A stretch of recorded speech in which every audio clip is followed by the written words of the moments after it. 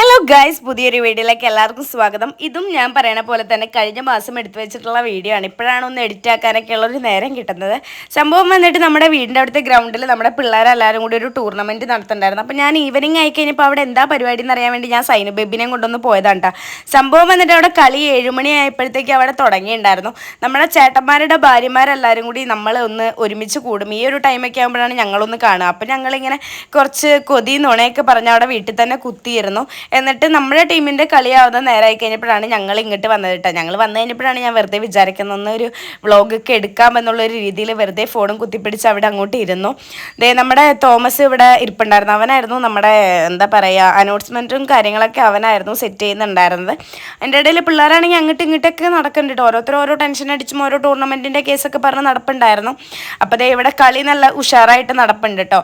അതിൻ്റെ ഇടയിലാണെങ്കിൽ ഞാൻ കുറച്ച് നേരം പട്ടി ഷോയൊക്കെ കാണിച്ച് അവിടെ നിന്ന് അതിൻ്റെ ഇടയിൽ എന്നെ ഒരു സമ്മാനമൊക്കെ കൊടുക്കാൻ വിളിച്ചപ്പോൾ എനിക്ക് ഭയങ്കര സന്തോഷമായി. ഇവിടെയാണ് മെയിൻ ഗൈസ്. നമ്മുടെ കുടുംബക്കാരൊക്കെ ഉള്ളത് ഇതിൻ്റെ ഉള്ളിലാണ്. സംഭവം എന്നിട്ട് ഒരു തട്ടുകട അവർ സെറ്റ് ചെയ്തിട്ടുണ്ടായിരുന്നു.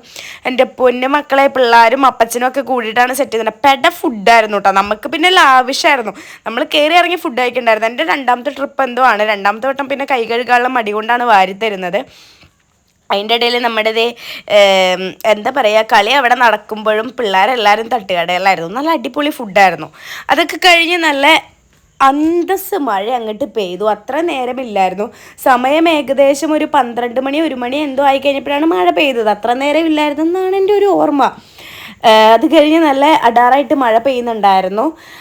അതിൻ്റെ ഇടയിൽ ഇവിടുത്തെ ഒരു നാട്ടിലെ ചേട്ടൻ വന്ന് ബോളുകൾ 3 നിരത്തി വെച്ചിട്ട് ഓരോന്നായിട്ട് അടിച്ച് ഗോൾ പോസ്റ്റിലോട്ട് ഇടുന്നുണ്ടായിരുന്നു കേട്ടോ. ആൾ പഴയ പ്ലെയറാന്ന് തോന്നുന്നു, എനിക്ക് കറക്റ്റായിട്ട് അറിയില്ല കേട്ടോ. അതിൻ്റെ ഇടയിലാണെങ്കിലുണ്ടല്ലോ അതിൻ്റെ ഇടയിലൊന്നും ഇല്ലല്ലേ. ആളുടെ കാര്യങ്ങളൊക്കെ നോക്കി അവിടെ നടപ്പുണ്ടായിരുന്നു. അങ്ങനെ നമ്മുടെ പിള്ളേർ ഇവിടെ ജേഴ്സിയൊക്കെ ചേഞ്ച് ചെയ്ത് സെറ്റായി അങ്ങനെ നിപ്പുണ്ട് ഗൈസ് കളിക്കാൻ വേണ്ടിയിട്ട്. അവർക്കൊന്നും സത്യം പറഞ്ഞാൽ വയ്യ. കാരണം അവർ 2-3 ആഴ്ചയായിട്ട് ഇവിടെ കഷ്ടപ്പാട് തന്നെയാണ് കേട്ടോ. ബിനുവിനെ ഞാൻ പറയുന്നില്ല, കാരണം അവൻ കുറേയൊക്കെ മടി പിടിച്ച് വീട്ടിലായിരുന്നു. അതിൻ്റെ ഇടയിൽ നല്ല ഡാൻസും പാട്ട് കേൾക്കുന്നുണ്ടായിരുന്നു. ഡാൻസ് അല്ല ഗൈസ്, സോറി, അടിപൊളി പാട്ടൊക്കെ ആയിരുന്നു. അങ്ങനെ അവർ സെറ്റായിട്ട് ഗ്രൗണ്ടിലോട്ട് ഇറങ്ങിയിട്ടുണ്ടായിരുന്നു കേട്ടോ. അങ്ങനെ ഞങ്ങൾ 3 ആളും കൂടി അതിൻ്റെ ഇടയിൽ ഒരാൾ കോട്ടിട്ടേക്കുന്നു, അതിൻ്റെ മേളിൽ കുട പിടിച്ചേക്കുന്നു, എന്തൊക്കെയാണല്ലേ. ഞങ്ങൾ 3 ആളും കൂടി അവിടെ ഓളം വെട്ടി നിൽപ്പുണ്ടായിരുന്നു. അത് കഴിഞ്ഞ് അവരവരുടെ പോസ്റ്ററും കാര്യങ്ങളൊക്കെ വെച്ച് ഫോട്ടോസും കാര്യങ്ങളൊക്കെ എടുത്തു. പിന്നെ എന്താണ് അവിടെ അവർ ഗൂഢാലോചനയിലാണ്. ഇന്നാൾ അങ്ങോട്ട് പോകണം, ഇന്നാൾ ഇങ്ങോട്ട് പോകണം, എന്തെങ്കിലും ആവട്ടെ അവരവരുടേതായിട്ടുള്ള കാര്യങ്ങളൊക്കെ ചെയ്യുന്നുണ്ടായിരുന്നു കേട്ടോ. അവിടെ വരുന്ന ടീമിനെ നിങ്ങൾ 3 ആളെ ശ്രദ്ധിക്കണം കേട്ടോ. ഈ 3 ആൾ ഫസ്റ്റ് തന്നെ കയറിയിരുന്നു. അതാണ് ഏറ്റവും വലിയ അബദ്ധം പറ്റിയത്. അങ്ങനെ നമ്മുടെ കളി നമ്മുടെ മഴയത്ത് നല്ല അടിപൊളിയായിട്ട് ഉഷാറായിട്ട് പോകുന്നുണ്ടായിരുന്നു കേട്ടോ. അങ്ങനെ സത്യം പറഞ്ഞു കഴിഞ്ഞാൽ വിനുവിന് നല്ല ടെൻഷൻ ഉണ്ടായിരുന്നു. കാരണം അവർ നടത്തുന്ന ഫസ്റ്റ് ടൂർണമെൻറ്റ്, പിന്നെ അവർ കളിക്കുന്നു, വയ്യായ എല്ലാം കൊണ്ടും ഒരു ഉഷാറ് കുറവ് ആളിലുണ്ടായിരുന്നു. അത് നല്ലപോലെ കളിയിലും ബാധിച്ചിട്ടുണ്ടായിരുന്നു കേട്ടോ. എനിക്ക് അങ്ങനെ കേട്ടോ ഫീൽ ചെയ്ത്. ഞാൻ എല്ലാവരുടെയും കാര്യമല്ല പറഞ്ഞത്, ഞാൻ ചെക്കൻ്റെ കാര്യമായതുകൊണ്ട് പറഞ്ഞതാണ് കേട്ടോ ജസ്റ്റ്.